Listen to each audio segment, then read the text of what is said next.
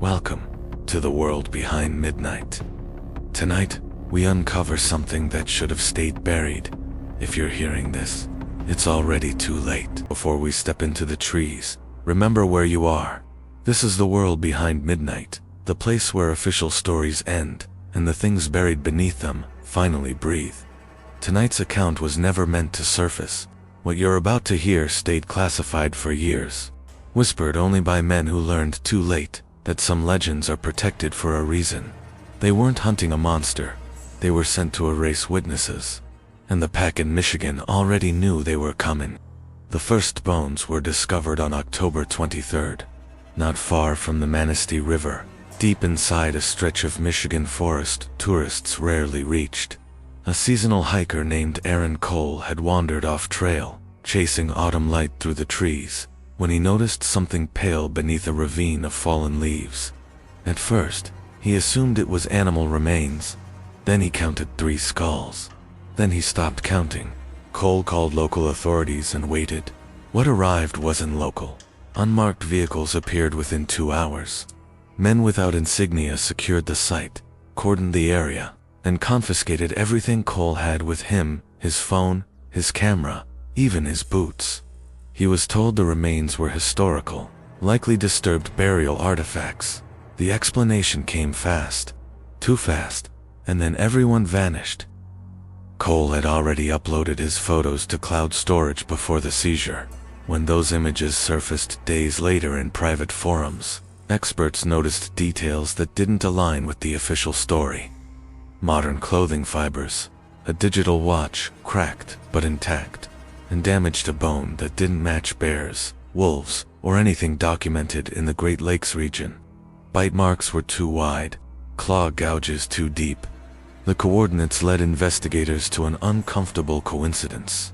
The land bordering the ravine belonged to a holding company with no employees, no signage, and no listed activity. Corporate records traced ownership back through shell after shell until the trail ended at a private hunting organization quietly established in the early 1970s. Its internal name, according to leaked documents, was Cerberus Initiative. The files described something that had never appeared in wildlife databases: a predatory species capable of quadrupedal speed and bipedal movement, highly intelligent, territorial, social, and most importantly aware. The reports didn't call it folklore, they called it a containment problem that had failed repeatedly over decades. By 2008, containment was no longer possible. The creatures had stopped hiding. They had begun targeting specific individuals. Entire response teams disappeared without distress calls. The Michigan forests, vast and empty on paper, had become a controlled environment for something that learned patterns faster than humans could erase them. That was when the Navy was contacted not to investigate, but to terminate. Operation Feral Dusk was approved quietly. 8 men were selected, and somewhere in the trees, the pack adjusted its patrol routes. They believed the mission clock had started when the helicopters lifted off. What none of them understood yet was that the hunt had begun days earlier. The briefing took place in a secured facility outside Traverse City, the kind of building designed to look forgettable from the road. No signs, no markings. Inside, the air smelled of disinfectant and old paper. 8 operators sat at a steel table, while analysts projected maps of Michigan's northern forests onto the wall, red zones marking areas civilians were told never to enter. The team leader was Commander Ethan Rourke, a veteran of multiple theaters, chosen not for aggression, but restraint. His second, Chief Marcus Velasquez, had survived operations where enemies used ambush rather than force. The others were specialists tracking heavy weapons, long-range precision, combat medicine, communications. Every man there had faced death. None had faced something that studied them back. They weren't briefed on legends. They were shown photographs, bodies, injuries that couldn't be explained away. One image lingered on screen longer than the rest. A cabin interior walls torn inward, not out. Furniture crushed, not scattered. Something had come in knowing exactly where to strike. Then they brought in the witness. He was older than expected, hair white, hands trembling despite the controlled temperature. He had been part of a private expedition years earlier, and was one of only 2 men to leave the forest alive. When he spoke, he didn't dramatize, he cataloged. He described how the creatures disabled radios first, how they isolated individuals, how they waited until ammunition ran low before closing distance. "They're not reacting," he said quietly. "They're executing." He described the creatures as over 7 feet tall, when upright, fur dark enough to swallow light. Their movements shifted effortlessly between all fours and standing, arms long, hands capable of gripping. But it was the eyes he couldn't forget. Not animal, not wild, evaluative, as if deciding who mattered and who didn't. Intelligence analysts estimated the current pack at 12 to 15 individuals. A family structure, leaders, scouts, juveniles, hidden deep in terrain no drone could penetrate. Previous response teams had failed because they treated the threat like wildlife. This mission would not make that mistake. Rourke ended the briefing with a single sentence. "This isn't eradication. It's war on home ground." Insertion began before dawn. The helicopters never landed, dropping the team into a clearing, swallowed quickly by fog. The forest closed around them immediately, sound dampened, visibility reduced to shadows and motion. Within minutes, the trackers noticed something wrong. Trails that should have been used were empty. Game paths abandoned. Even insects seemed scarce. By nightfall, they realized the forest wasn't quiet. It was holding its breath. At 1:12 hours, thermal imaging detected movement. Not approaching, observing from a distance, and whatever it was, stayed just out of range. Daylight revealed nothing reassuring. The forest looked ordinary, towering pines, low brush, the smell of wet earth, but that normalcy was deceptive. Every step felt observed. The team advanced slowly, mapping terrain, logging tracks, noting areas where foliage had been intentionally disturbed. These weren't random paths. They were corridors, used repeatedly, maintained. The tracker identified the first sign just after noon. Footprints near a stream crossing canine in structure, but elongated. Pressure distribution, suggesting upright movement. Multiple individuals, different weights, different gaits. One set circled the area twice before vanishing, as if confirming something. No pursuit followed. The pack was watching, not engaging. By evening, the reconnaissance painted a pattern. The creatures controlled a hunting range far larger than expected, nearly 15 square miles. Kill sites showed planning prey driven toward natural bottlenecks, escape routes sealed. Bones arranged deliberately, not feeding behavior, signaling. Territory marking meant to be understood by something intelligent enough to interpret it. Rourke ordered an observation post established on a rocky ridge overlooking a ravine where all trails converged. The assumption was obvious. A den, a central point. The place where juveniles would be kept while hunters ranged outward. It was also the most dangerous place they could choose to approach. Night fell fast. Fog rolled in thick, turning the forest into layered silhouettes. Thermal imaging flickered constantly, catching false positives, rocks cooling unevenly, small animals darting away. Then, just after midnight, the real signatures appeared. Large heat masses moving in coordinated formation, exiting the ravine and spreading into the forest. They counted 9, all moving away. The decision came quickly. Follow and risk pursuit through unknown terrain, or advance on the din while it was partially unguarded. Rourke chose the din. Controlled environment, predictable return route, tactical logic that had worked countless times against human enemies. The approach was silent, too silent. The closer they moved, the stronger the smell became: musk, decay, iron. The cave system opened into a chamber larger than expected. Walls worn smooth by years of use. Bones littered the floor, not scattered, placed. 2 heat signatures remained inside. Smaller, juveniles. The point man froze for half a second longer than training allowed. He saw their eyes first. Reflective, curious, not afraid. He hesitated, then he fired. The shots echoed unnaturally loud in the confined space. When the silence returned, something fundamental shifted in the forest outside. Not sound, awareness, as if a boundary had been crossed that could never be repaired. The team set their positions and waited for the hunters to come home. At 4:03 hours, movement reappeared on thermal, 9 signatures returning. But now, they weren't spread out. They were advancing in formation. The first creature emerged from the tree line just as the sky began to pale. It stood upright, silhouetted against the fog, impossibly tall and wrong in proportion. Not a wolf, not a man. Its shoulders rolled slowly as it tested the air, nostrils flaring. It knew the din had been violated. The young were gone. A low sound left its throat. Not a howl, not speech, but something intentional. A signal. More shapes followed. 9 in total, spreading across the clearing instead of rushing forward. They moved like soldiers clearing ground, each covering an angle, each aware of the other's position. This wasn't rage, it was assessment. Rourke gave the signal. The forest erupted in light and sound. Precision fire cut through the fog, heavy rounds striking mass, heads, joints.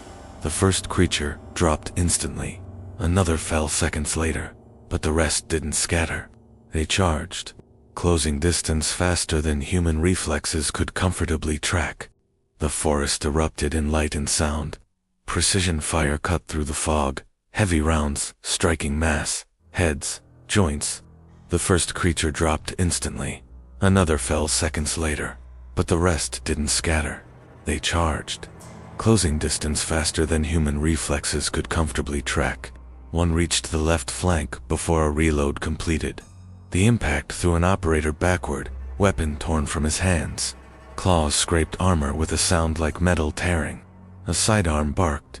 The creature collapsed inches from his face, eyes still locked on him, even as life left them. The clearing dissolved into chaos. Muzzle flashes strobing, shapes colliding. Commands shouted and lost. One creature absorbed rounds that would have stopped anything natural and kept coming, knocking a man to the ground, raising its arms with horrifying deliberation before another operator emptied a magazine into its spine. Someone screamed, not in fear, in pain. A medic dragged a wounded man behind cover, blood dark against the forest floor. Another operator went hand to hand, knife against claws, breathing hard, knowing he couldn't win, only delay. He survived because someone else refused to let him die. When the shooting finally slowed, the fog lifted just enough to reveal the aftermath. Massive bodies lay scattered across the clearing, steam rising from dark blood in the cold air. The smell was overwhelming. Iron, burned powder, wet fur. They counted the dead. 11 confirmed. But intelligence had warned of more. Movement flickered at the edge of the tree line. 3 shapes, watching, not attacking, learning. A single shot rang out. One fell, the other 2 vanished instantly, swallowed by forests that seemed eager to protect them. Extraction was ordered. As they moved toward the landing zone, carrying their wounded, one truth settled heavily over the team. The mission would be reported as a success. The pack neutralized. Threat eliminated. But deep down, every man there understood the same thing. They had just taught the survivors exactly how to kill them next time. Official reports would say the forest was cleared, but somewhere beyond the tree line, something was already remembering their faces. The remains were transported before sunrise, sealed inside unmarked containers, and flown to a restricted facility outside Detroit that did not officially exist. There were no journalists, no paperwork trail, only clearance codes and silence. 11 bodies each, weighing far more than initial estimates, each one forcing science to confront something it had spent decades denying. Dr. Elaine Mercer led the examinations. She had spent her career dissecting things the public was never told about. Even she hesitated before the first incision. The musculature alone defied expectation, dense, layered, built for explosive force rather than endurance. Tendons reinforced in ways no known mammal possessed. These creatures weren't just strong. They were engineered for sudden violence. The skeletal structure explained what bullets alone could not. A spine capable of shifting load between quadrupedal and bipedal movement without stress fractures. A pelvis altered for upright posture. Forelimbs with rotational joints allowing grasping, pulling, manipulating. Hands not paws. Crude, powerful hands with elongated digits and partial opposition. Then they opened the skull. The brain was wrong. Not oversized, but reorganized. Regions associated with planning and memory showed abnormal development. Neural densities suggested advanced problem-solving, pattern recognition, learning. This wasn't animal intelligence scaled up. It was something parallel, something that evolved alongside humanity, not beneath it. The brain was wrong, not oversized, but reorganized. Regions associated with planning and memory showed abnormal development. Neural density suggested advanced problem-solving, pattern recognition, learning. This wasn't animal intelligence scaled up. It was something parallel, something that evolved alongside humanity, not beneath it. Genetic analysis brought worse news. The DNA did not match any known species. Large segments had no database equivalent. Age markers suggested lineage stretching back thousands of years, surviving glaciation, colonization, industrial expansion, while humans reshaped the land. These things adapted in the margins, watching, waiting.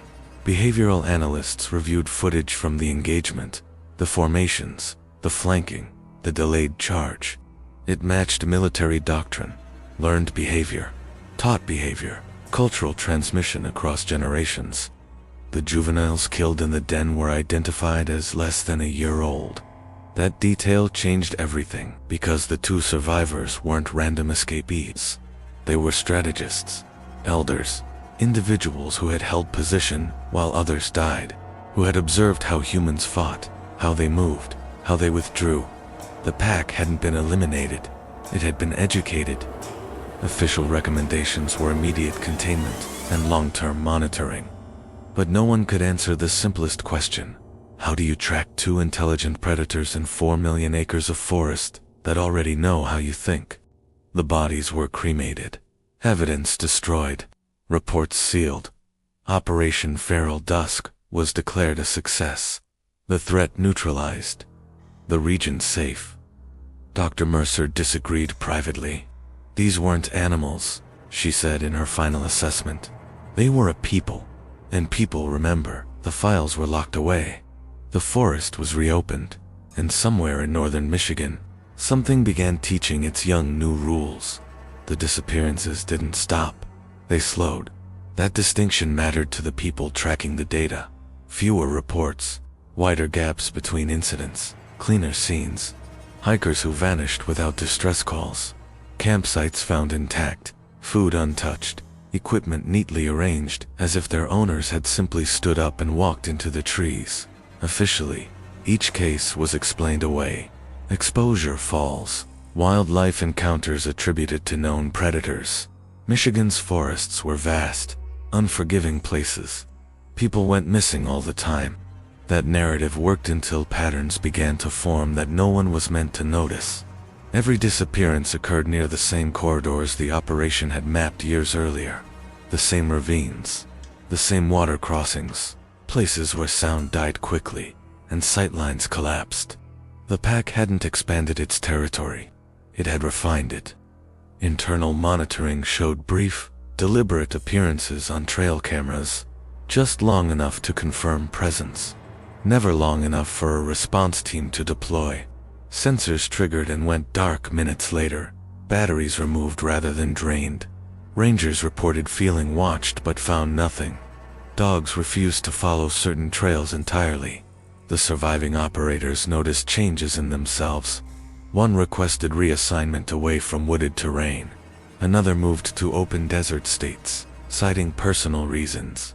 Nightmares were common. Forests featured prominently. Silence. Eyes reflecting light that wasn't there. None of them spoke publicly. They had signed documents that made truth a prison sentence. Years passed. By the time leaked photographs surfaced from the ravine bones scattered, some decades old, Some disturbingly recent analysts realized the worst possibility had come true. The survivors hadn't just endured, they had rebuilt. New juveniles, new hunters, taught differently this time.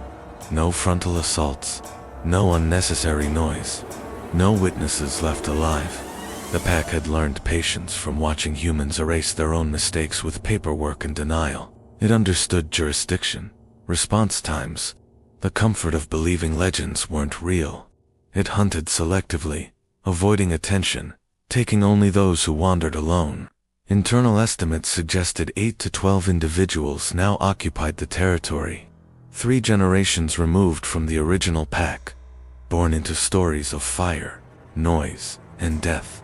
Raised on the lesson that humans kill young, first and must never be underestimated. The government knew.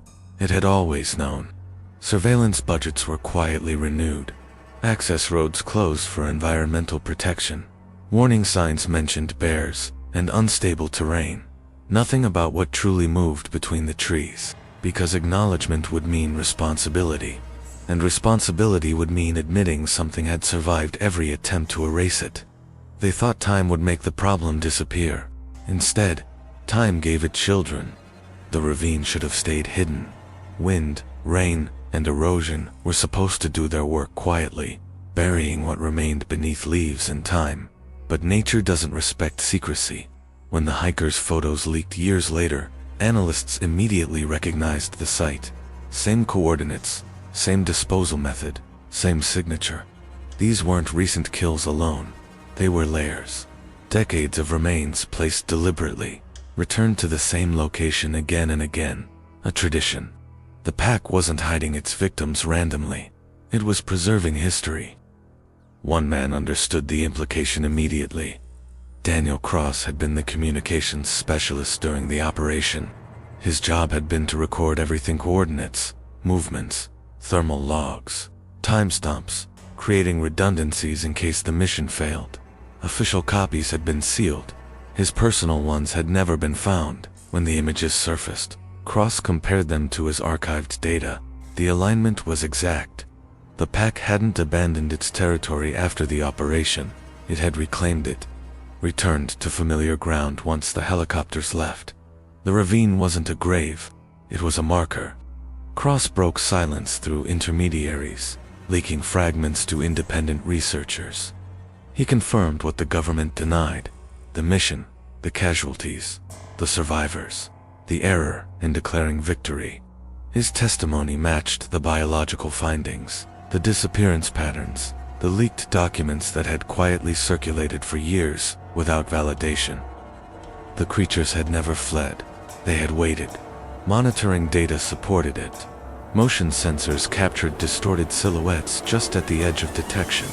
Audio recordings picked up low-frequency vocalizations not attributed to any known species. Patterns emerged, suggesting teaching behavior adults, guiding juveniles, correcting movement, reinforcing silence. The pack was no longer reacting to humans. It was preparing for them. Cross's final message was never meant for the public. It was a warning to anyone willing to listen. They remember faces, he wrote. They remember tactics. And they understand that we stop looking eventually. Authorities moved quickly once his involvement was suspected.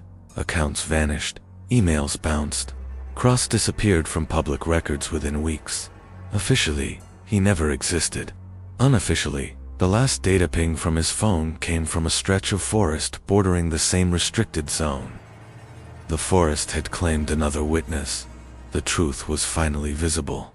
But visibility wasn't safety, because something out there had learned that silence works better than fear. Michigan's northern forests are still open. Families hike the trails in summer. Campfires burn along the lakeshore. Photographs flood social media every autumn, celebrating color, silence, escape. Nothing in those images suggests that the land remembers more than it shows. Officially, the case is closed. There are no active investigations, no ongoing threats. The disappearances are statistical noise, tragic but unremarkable. In wilderness, that vast files remain sealed under layers of classification justified by national security and public stability. The truth exists only in fragments, scattered across memories and data that were never meant to align. But the forest never forgot. Something still moves between the trees, where radios lose signal and sound feels absorbed rather than echoed. Trail cameras fail just often enough to avoid pattern recognition. Rangers file reports they don't talk about. Hunters describe shapes they refuse to pursue. Locals learn which paths to avoid without ever agreeing on why. The pack does not hunt recklessly anymore. It selects, observes, withdraws. It understands response time. It understands panic draws attention. It understands that the most effective predator is the one no one believes in. Some nights, deep in the restricted zones, low vocalizations carry through the trees. Not howls, not calls. Structured sounds exchanged between moving shadows. Teaching, coordinating, remembering. They do not need revenge anymore. They have territory. They have continuity. The men who went in learned the truth too late.